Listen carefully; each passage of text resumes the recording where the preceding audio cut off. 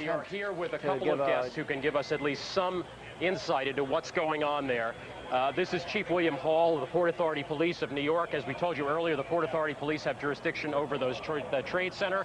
And also Alan Rice, who's the director of the World Trade Center. Gentlemen, if I get you just to stand like that.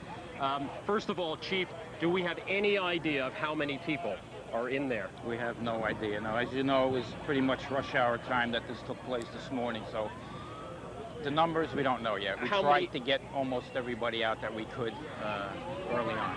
After the first two crashes, when the planes hit the building, there was roughly about, I would say, what, an hour and 15 minutes between that and the point where the South Tower collapsed.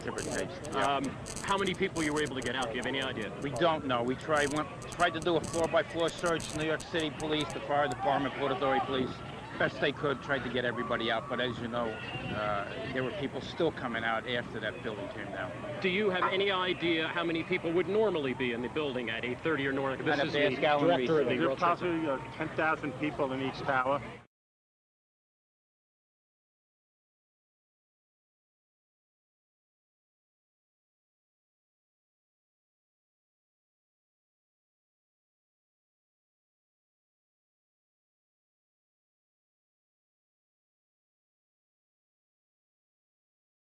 $10,000 people in each tower would typically be in there on a normal business day, and we get about another 5,000 visitors during the course of the entire day. So by 8:30, 9 o'clock, the building should have been full. Okay, so in other words, by 8:30 to 9, you figure the building would have been approaching full capacity with the workers. So we are talking about roughly 10,000 people Per tower. Per tower.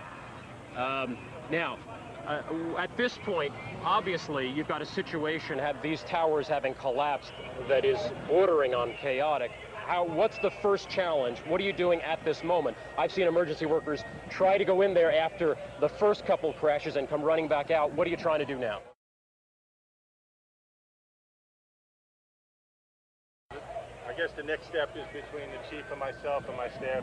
We're going to go assess the condition and determine whether it's safe or not to send personnel into the building to continue looking and evacuating people. Are there any emergency workers in there now? We don't know that. We don't know.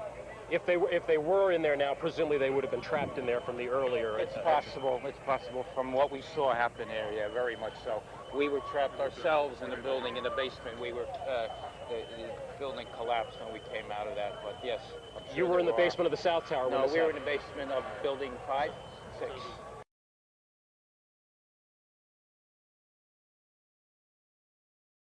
You were in the basement of the South Tower. No, we were in the basement of building 5, 6.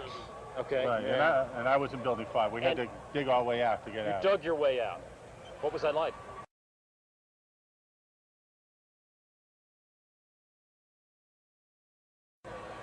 Scary. Scary, but I was a volunteer fireman for years, so you learn not to panic.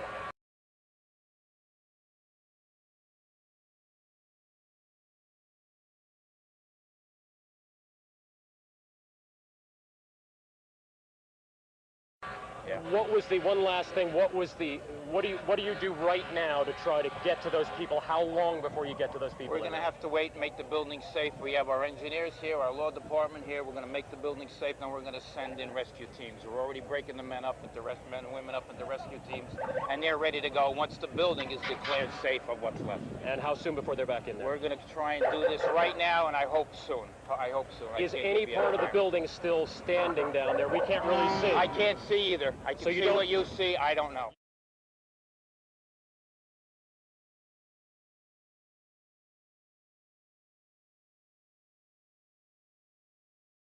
You don't even know how much of the building is left. No, that's where we're going now, to assess the condition. All right, so thank you very much. We understand you have emergency work to do. We appreciate it very much taking the time out.